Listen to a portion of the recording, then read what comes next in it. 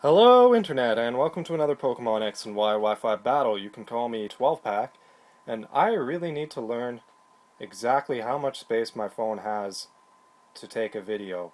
Because I just tried recording this, got 13 minutes in, almost done, and the damn recording stopped because my phone was full. Oh, that's a huge kick in the balls, but since I don't have anything better to do tonight, I decided to do a second take. So, without further ado, let's jump right into the team preview. No real history behind this battle, I should say, other than the fact I wanted to try something different in the form of not having a Sticky Webber or Healer on my team, which is very unusual for me. Normally I like to have all my bases covered, but this battle I brought a pretty offensively based team, for me anyway, and so there was one role I could not stand to not have on my team, and that was that of a spinner slash hazard setter. And obviously, if you want both in the same poke, you have to bring Fortress. He's the best at what he does. He's like two pokes in one. So he's on the team for that reason. But the rest of the team is a little bit more unique. We have a specially defensive Exeggutor next to my Fortress here. This is a set I actually coined myself.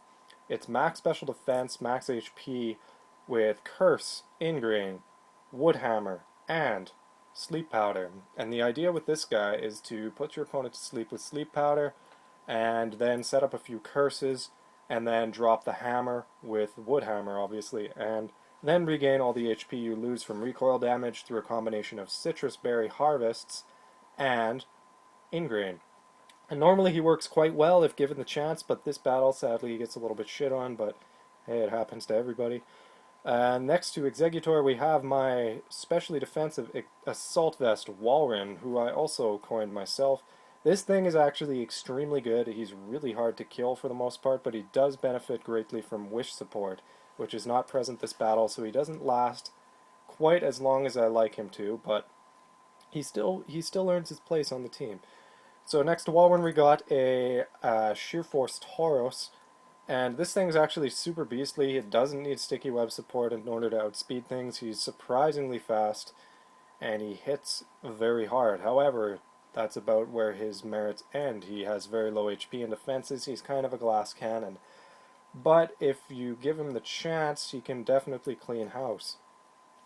Next to Taurus, we have a physically defensive Cofagrigus, who I mostly just brought in order to burn things and block Rapid Spin. He also has Curse and Infestation to trap and kill the last poke on my opponent's team, and also Pain Split. And then finally we have the star of the show for this battle, a Choice Scarf Primeape. And Primeape is generally not regarded as the greatest of Pokemon, but trust me, this battle, this little pig monkey puts in some serious work and more than earns his spot on the team. So my opponent's team is pretty scrubby, I'm not going to lie, but I am going to go over it briefly here. We got a Garchomp. Oh god, I hate dealing with Garchomp. And we got a Mandibuzz. These things are really annoying. They're kind of like Skarmory without the steel typing or potential to set hazards, but they're really bulky, really hard to kill, and generally a pain in the ass all around. And next to that we have a Roserade or Roselia. I always forget these two. I think this one's Roserade. But that's probably here for aromatherapy, was my guess going into the battle. And next to that we got an Excadrill. It's obviously here for Rapid Spin, and to go in conjunction with the poke at the end of the team here, who I'll get to in a minute after I talk about Darmanitan. Darmanitan, I don't see him very often, but he's extremely, extremely powerful, extremely dangerous Pokemon. That thing is definitely going to be something to watch out for this battle. And then finally we have sort of the anchor of this team, Tyranitar. He's doubtlessly here to set up Sandstorms, since Garchomp will get one of the sand abilities he earns from the Sandstorm, and Mandibuzz will not be affected by it thanks to Overcoat, and Excadrill will get the double speed thing going with it up. So that was somewhat discouraging at first glance, and I really thought I was going to lose going into this battle, since this team was much more threatening than some of the other teams I had faced with my team, and I had lost the battles against those guys. However, this one works out a little bit differently. So, holy crap, I've rambled on for 5 minutes already, so let's get into this right away. before it goes any longer.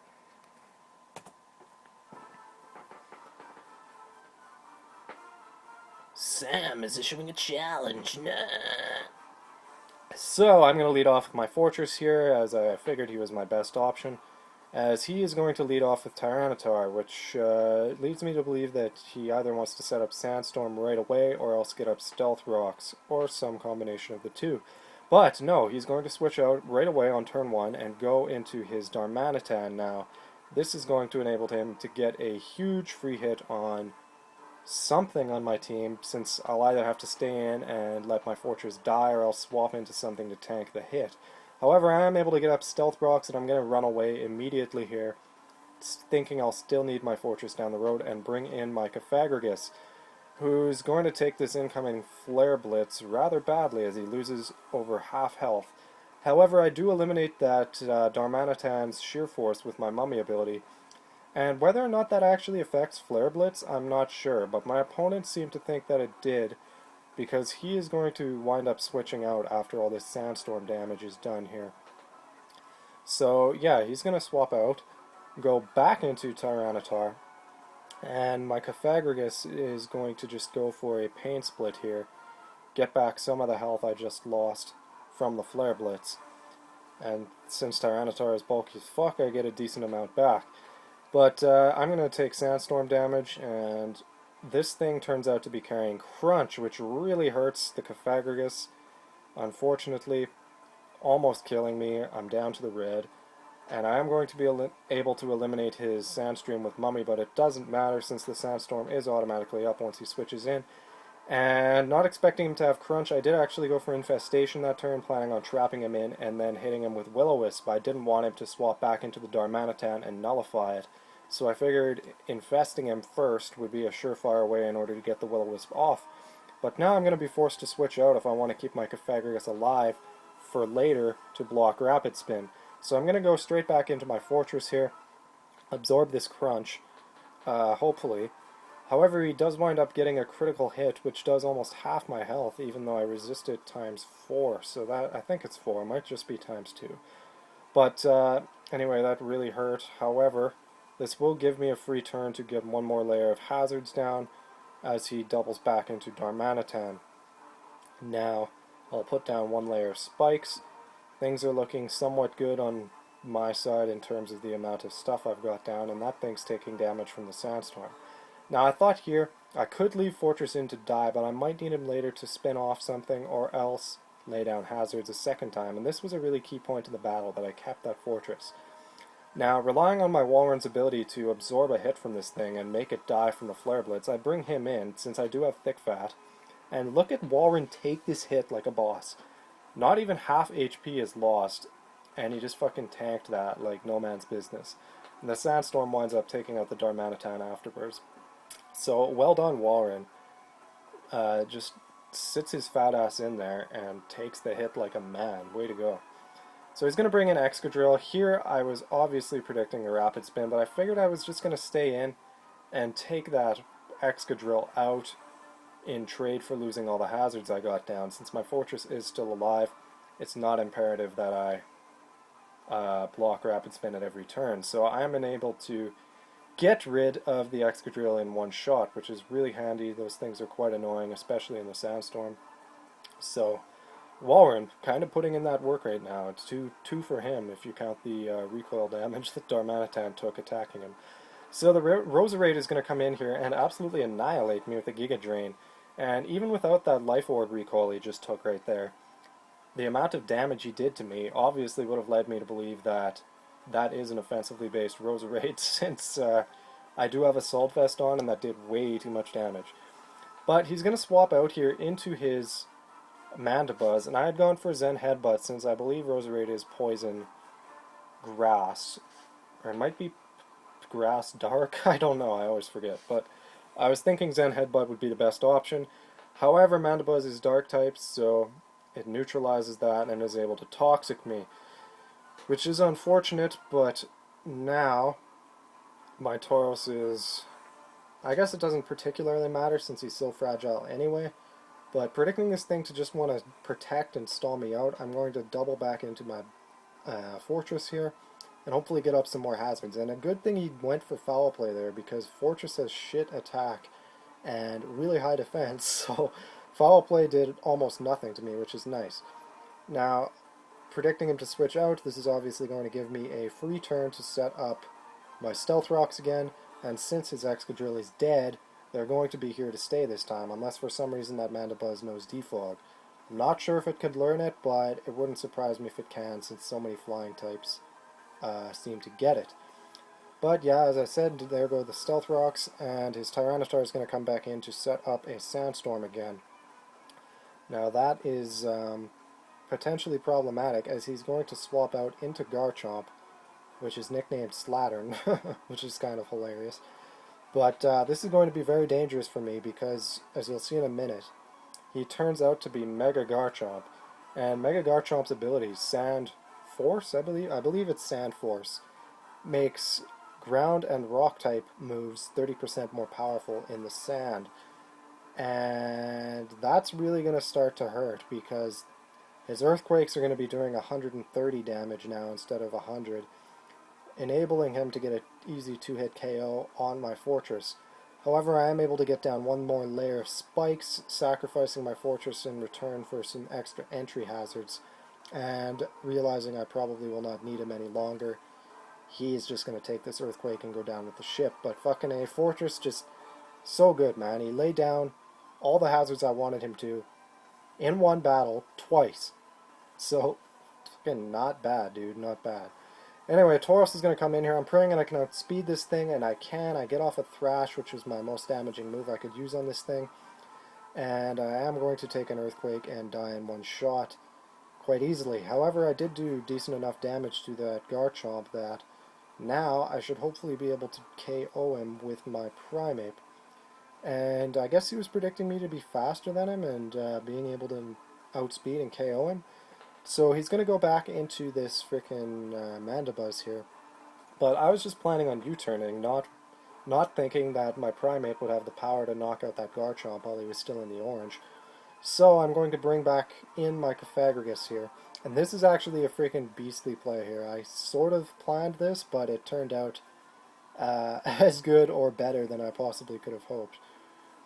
So, what starts... Okay, never mind. That happens later. I'm getting ahead of myself. Excuse me. So I'm going to bring back in Primeape.